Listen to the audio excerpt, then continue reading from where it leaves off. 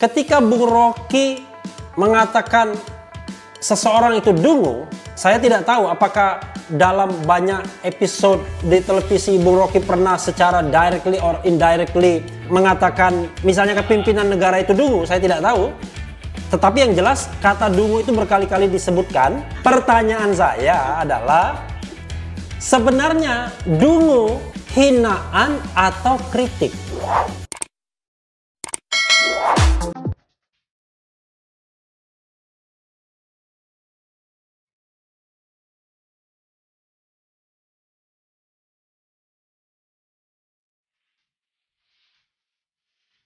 Halo Sobat RH sekalian, jumpa lagi dengan channel yang keren ini, Refli Harun, dalam rubrik atau program tipu. Nah, siapa yang ingin kita tipu saat ini? Dia adalah makhluk yang paling terkenal di jagat ini saat ini, makhluk yang paling kontroversial, namanya Rocky Gerung.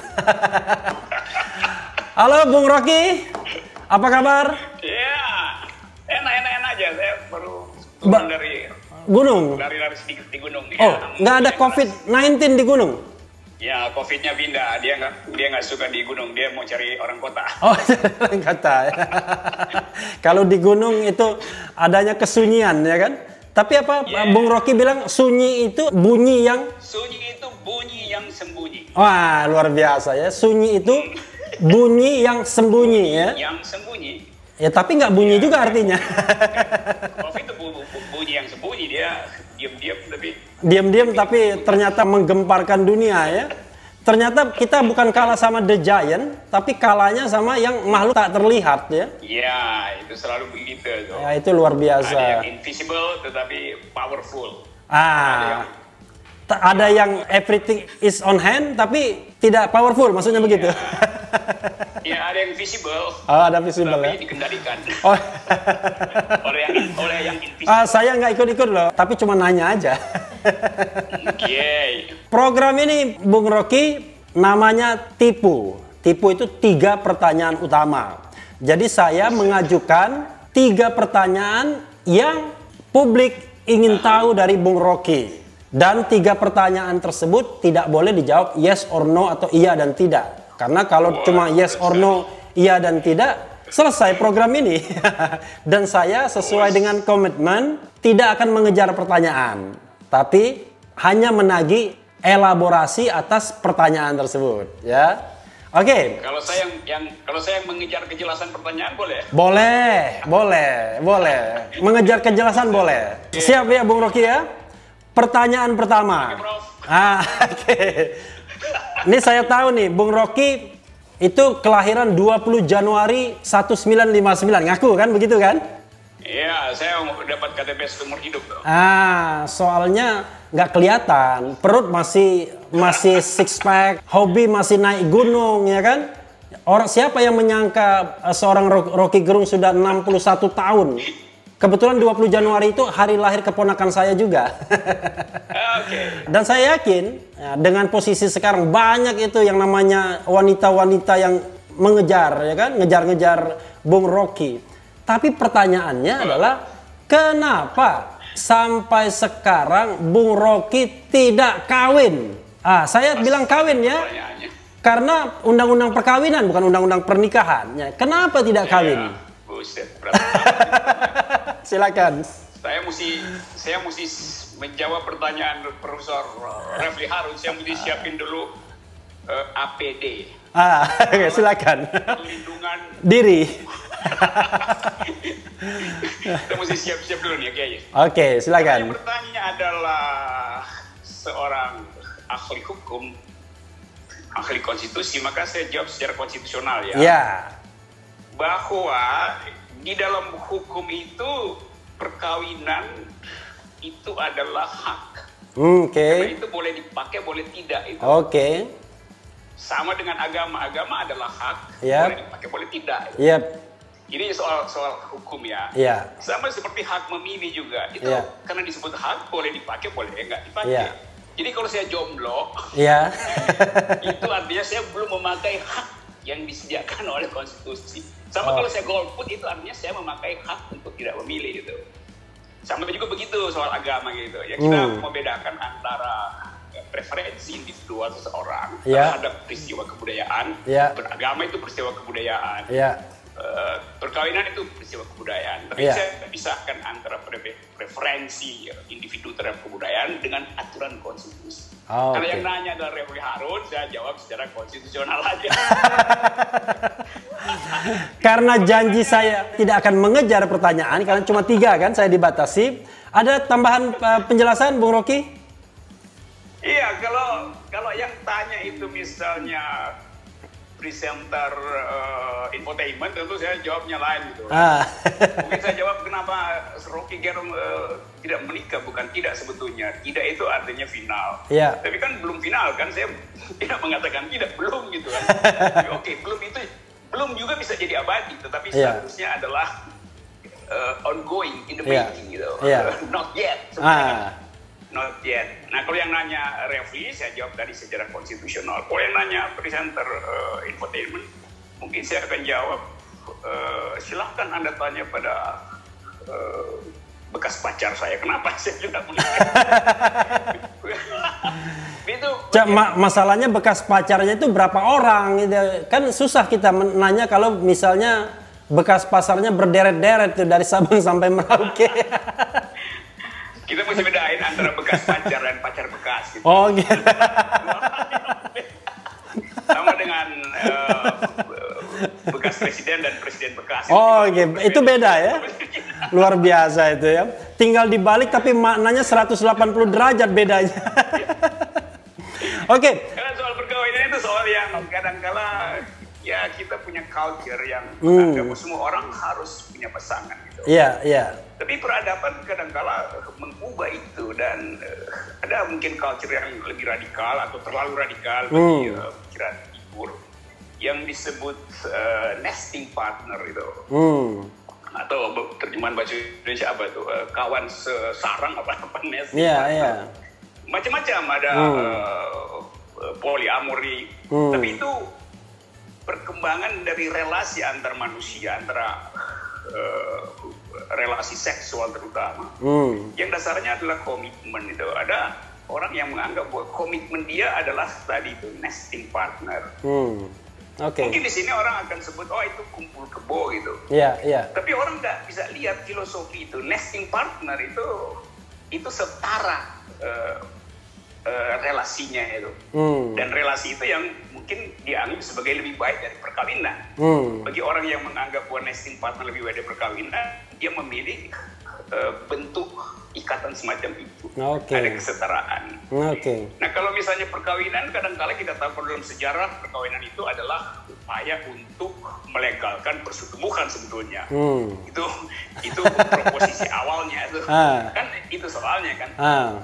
Kenapa mesti dilegalkan? Karena ada konsekuensi warisan, ada konsekuensi properti. Konsekuensi hukum lah ya. Menyelamatkan properti, maka perkawinan itu dilegalkan. Jadi ada dua kegiatan di situ. Kegiatan yang sifatnya kapitalistik dan kegiatan yang sifatnya sebut aja rekreatif gitu lah. Nah, itu dua hal yang sebetulnya orang bisa duga-duga kenapa begitu aturannya dulu. Saya ngomong hukum ya, bukan soal agama. Kalau agama itu ada perintah. Saya ini sebenarnya gatel untuk nanya lebih lanjut. Cuma karena terkait komitmen, saya membatasi diri tidak nanya. Saya mendengarkan saja. Ini Refli Harun, dia komitmen tidak bertanya sama dengan komitmen dia pada perkawinan gitu. Oke, itu pertanyaan pertama ya. Sobat RH sekalian, ini pertanyaan kedua. Nah, pertanyaan kedua ini sebenarnya mudah dijawab, tapi nanti kita lihat bagaimana preferensi seorang Rocky Gerung menjawab pertanyaannya.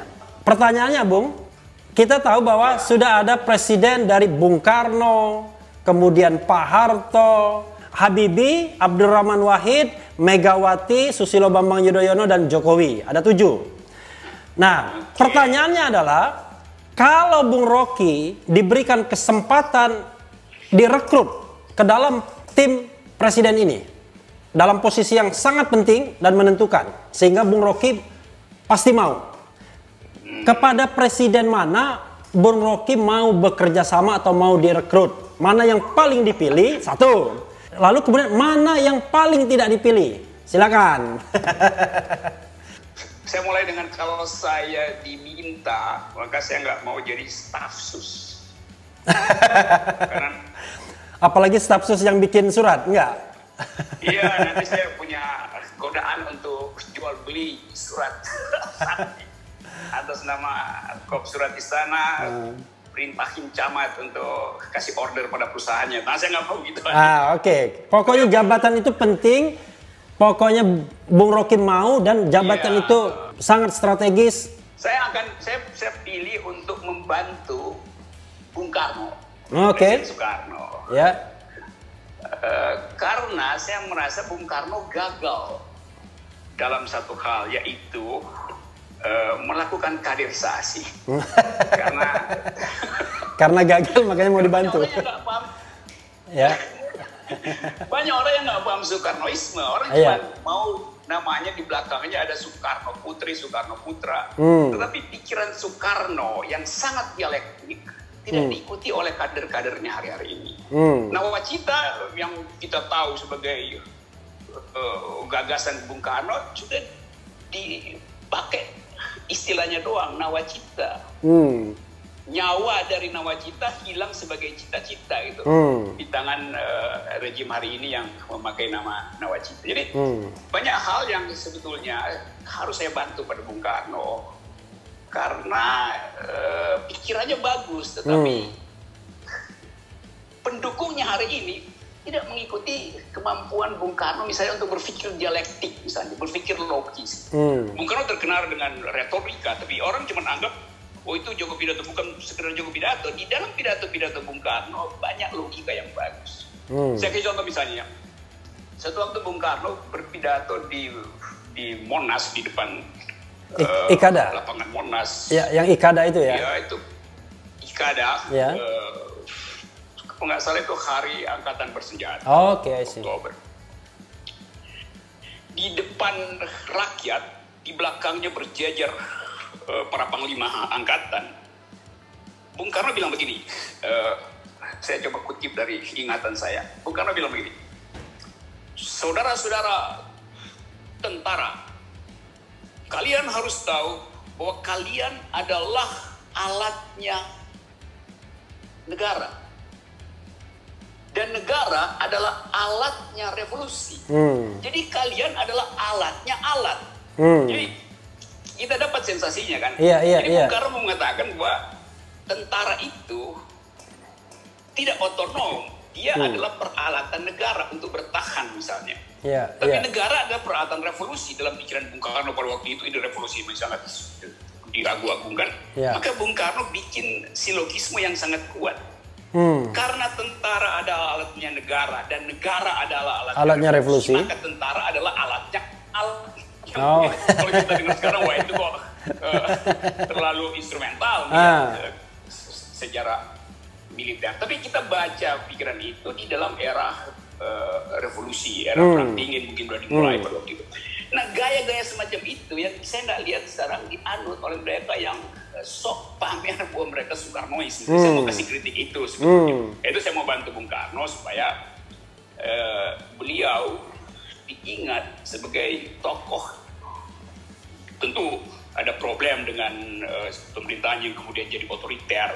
Tetapi dia sendiri adalah seorang intelektual. Itu poinnya. Dialektikanya kuat waktu dia sebelum jadi presiden, waktu masih berjuang di depan pengadilan Belanda di Gedung Indonesia menggugat di Bandung. 30 Desember 1930 kalau nggak salah. Dia bikin kritik terhadap kapitalisme dengan mengutip di luar kepala pikiran Marx, pikiran ekonom sosialis, dan dengan statistik yang teratur. Dia bisa terangkan bagaimana depth kesenjangan upah buruh itu betul-betul luar biasa pada zaman itu. Jadi saya akan bantu Bung Karno. Era yang tidak ada internet ya? Iya, belum ada internet. Adanya jabat tangan erat dengan lawyer-lawyernya yang kemudian dia dipuji juga oleh hakim-hakim Belanda. Jadi karena Bung Karno cerdas, maka lawannya itu juga menghormati dia. Oke. Nah, kita sekarang mengalami keadaan yang terbalik.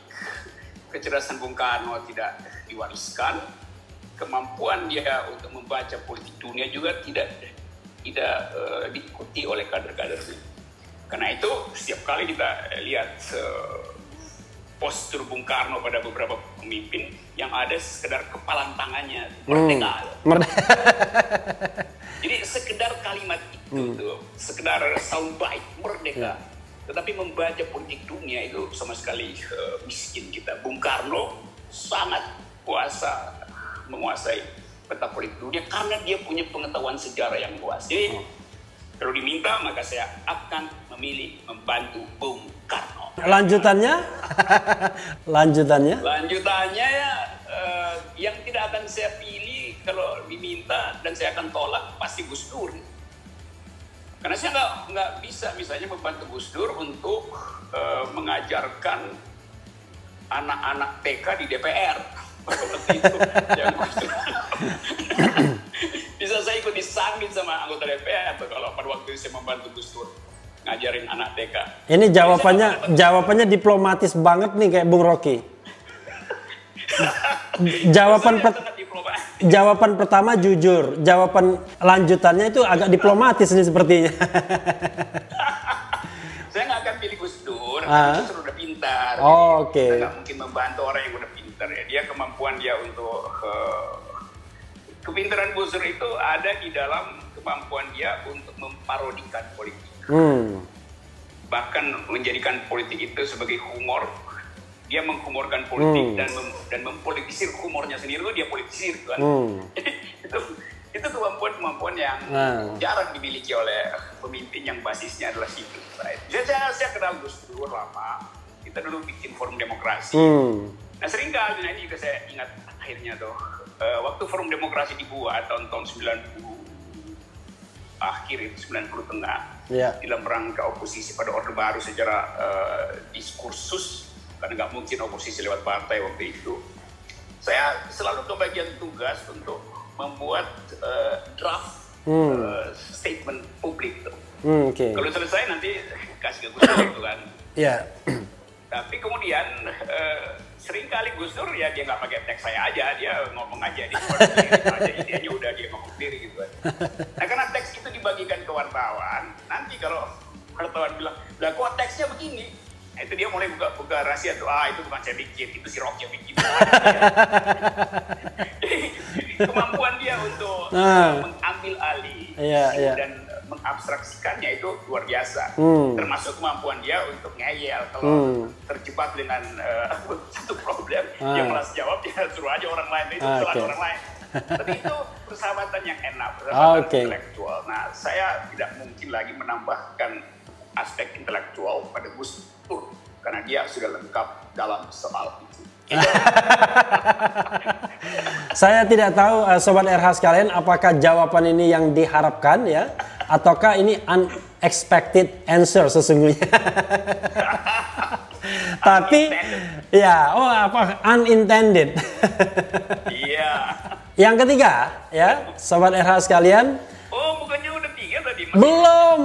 Kan baru 2 pertanyaan. Pertanyaan kedua kan pertanyaannya yang paling ingin dan yang paling tidak ingin kan? Itu satu rangkaian pertanyaan. Di 2 tadi ya. Iya. Nah, yang ketiga, Bung Rocky kan terkenal dengan kata-kata kalau Lord Acton power tends to corrupt, ya kan? Kalau Bung Rocky cukup 5 huruf, yaitu dungu. Dungu. D-U-N-J-U, dungu ya. Jadi itu kalau ada kata-kata dungu itu biasanya berasal dari Rocky Gerung.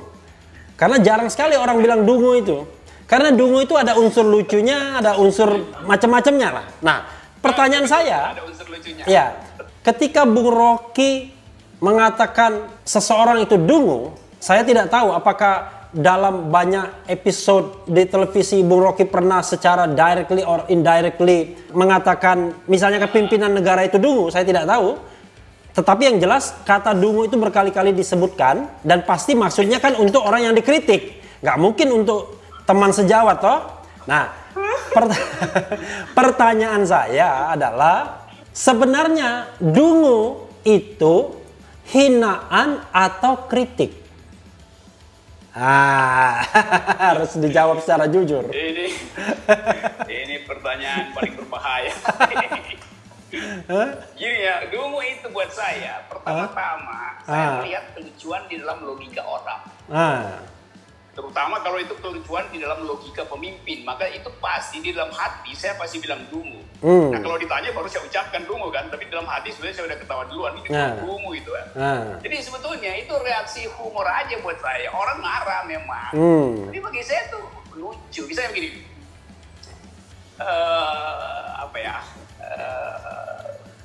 Pak Ganjar kemarin misalnya, tiba-tiba Pak Ganjar punya ide cerdas, yaitu menyiapkan taman makam pahlawan untuk para medis.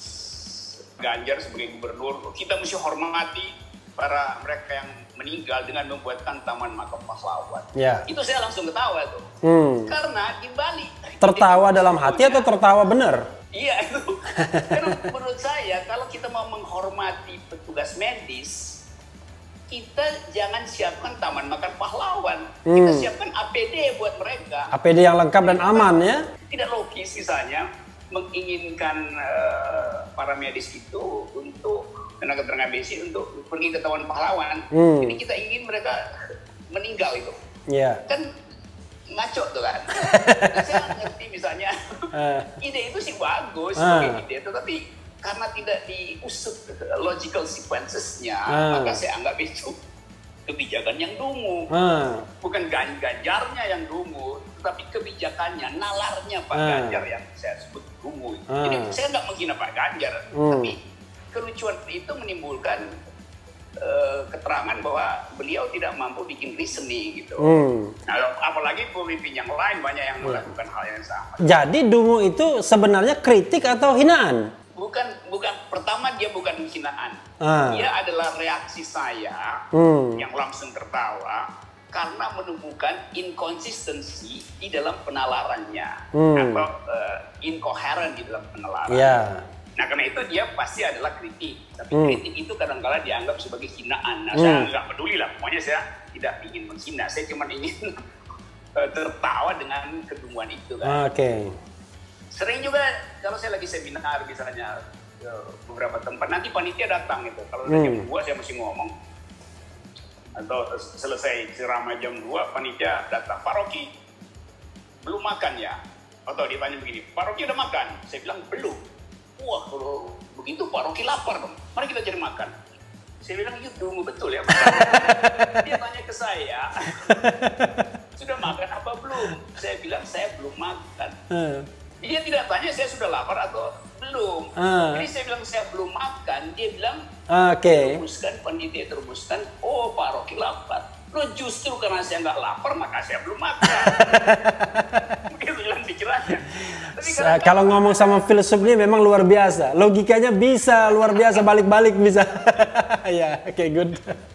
Mungkin dia nggak enak buat saya udah lapar, dia tanya udah makan apa belum. Kalau saya jawab belum makan, itu artinya saya masih kenyang karena itu belum makan. Dia tafsirkan sebaliknya, belum makan artinya udah lapar gitu, masih pergi cari makan. Nah, itu kadang-kadang kemudian kita tuh diputer-puter begitu, mau sopan santun tapi tidak logis. Sama seperti misalnya dengan sekarang PSBB itu. Pembatasan sosial berskala besar. Ya, membatasi orang misalnya. Tapi nggak mau kasih makan, kan kalian tinggal di rumah. Karena ini pembatasan berskala besar. Ya kalau begitu, mesti banyak dikirimin makanan berskala besar juga. Jangan berskala kecil atau ordinary gitu ya. Skalanya kecil. Nah, kalau begitu ya bagaimana caranya ngatasi problem perut yang laparnya besar gitu. Jadi ini juga banyak kebijakan yang intinya menbuat sebetulnya karena ragu-ragu maka dibuatlah keputusan yang pada akhirnya jadi kontraproduktif. Jadi sekali lagi dungu itu adalah orang yang gagal menalar. Yang gagal adalah cara dia menalar. Nah, gagal menalar itu diajarkan dalam ilmu pengetahuan, logical fallacies gitu. Dua premis hukum yang ditarik secara serampangan pasti menimbulkan akibat kriminalisasi misalnya, karena akhirnya keliru kan.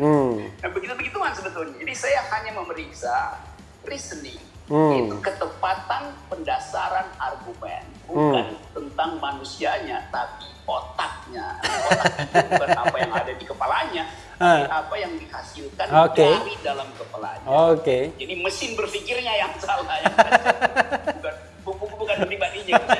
Sama sekali nggak suka menghina orang. Jadi nggak boleh dilaporkan kalau bilang dungu ya?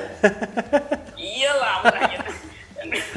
Masa ngelaporin logika, masa penalaran mau dilaporkan, belum pernah ada di dalam kitab pidana itu penalaran dianggap sebagai delik, itu kan kacau.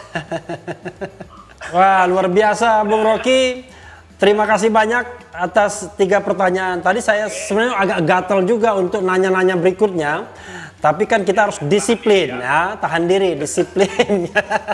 Kalau enggak nanti kan programnya tidak konsisten. Sesuai janji. Iya, dan kan konsistensi kan penting kan?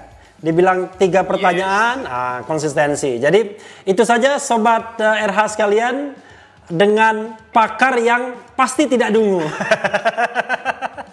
Salam tipu-tipu. Salam tipu. Terima kasih Bung Rocky, salam tipu. Oke.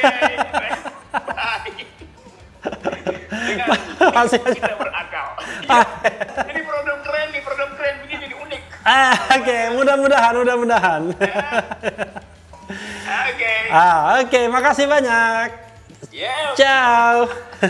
Ya, itulah tadi Sobat RH sekalian, tipu kita kepada Rocky Gerung. Rocky ditipu Refli Harun.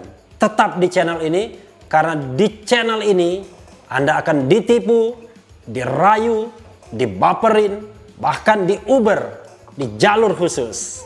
Karena channel ini adalah channel yang membenci, memeras, dan mengancam.